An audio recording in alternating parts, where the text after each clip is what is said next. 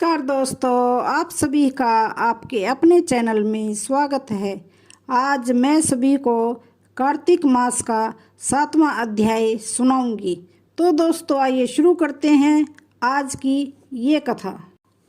मंगलकारी श्री हरि का सच्चा नाम ध्याऊं। कार्तिक मास महात्म्य का 7वां अध्याय सुनाऊं। नारद जी ने कहा, हे राजन, कार्तिक मास में व्रत करने वालों के नियमों को संक्षेप में बतलाता हूँ, उसे आप सुनिए। व्रती को सब प्रकार के मांस, उड़द, राई, खटाई तथा नशीली वस्तुओं का त्याग कर देना चाहिए। व्रती को दूसरे का अन्न ग्रहण नहीं करना चाहिए, किसी से द्वेष नहीं करना चाहिए और तीर्थ के अतिरिक्त अन्य कोई यात्रा नहीं करनी चाहिए। देवता, वेद, ब्राह्मण, गाय, व्रती, नारी,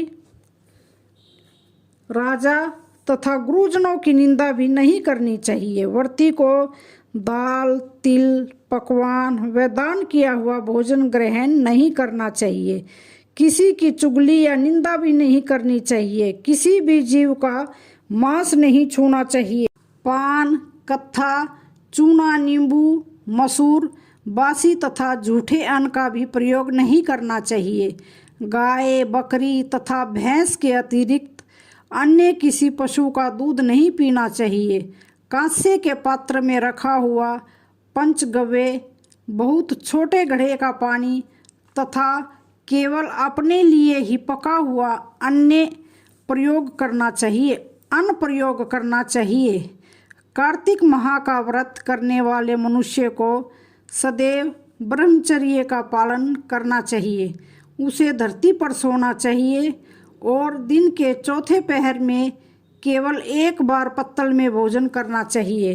व्रती कार्तिक माह में केवल नरक चतुर्दशी, जिसे छोटी दिवाली भी कहा जाता है, उस दिन ही शरीर में तेल लगा सकता है। कार्तिक मास में व्रत करने वाले मनुष्य को सिंघाड़ा, प्याज, मट्ठा, गाजर, मूली, काशी फल, लौकी, तरबूज, इन वस्तुओं का प्रयोग बिल्कुल नहीं करना चाहिए। रजस्वला, स्त्री, चांडाल, पापी, म्लेच्छ, पतित, व्रतहीन, ब्राह्मण द्रोही और नास्तिकों से बातचीत नहीं करनी चाहिए। भगवान विष्णु को प्रसन्न करने के लिए अपनी शक्ति के अनुसार चांद्रायन आदि का व्रत करना चाहिए और ऊपर बताए गए नियमों का पालन करना चाहिए।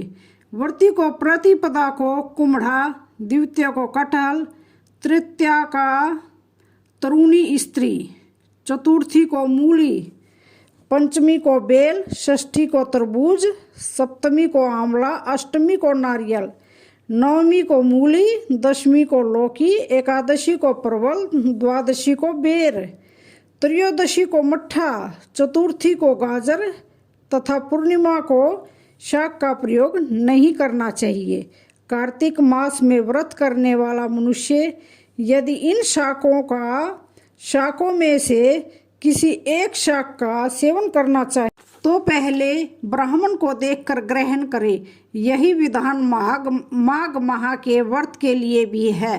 देव उठनी एकादशी में पहले कहीं विधि के अनुसार नृत्य, जागरण, गायन वादन आदि करना चाहिए। इसको विधि पूर्वक करने वाले मनुष्य को देखकर यमदूत ऐसे भाग जाते हैं जैसे सिंह की गर्जना से हाथी भाग जाते हैं। कार्तिक माह का व्रत सभी व्रतों में श्रेष्ठ है।